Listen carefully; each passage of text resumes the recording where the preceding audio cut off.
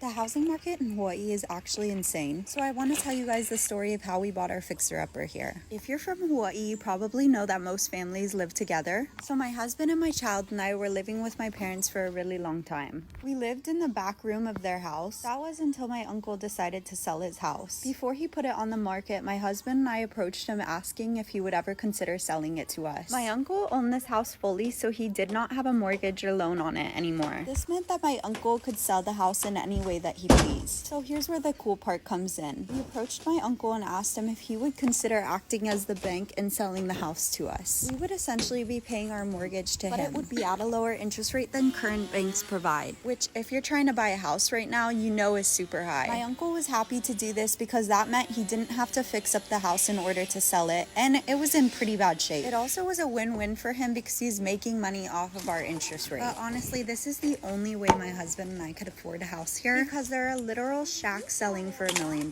here. We went ahead and had an attorney write up all the official paperwork and had it all signed so that we are all good legally. So I wanted to share this experience with you because I never even knew something like this was possible. And now we're just putting sweat equity into the house by fixing it up little by little, paycheck by paycheck. All right, bye.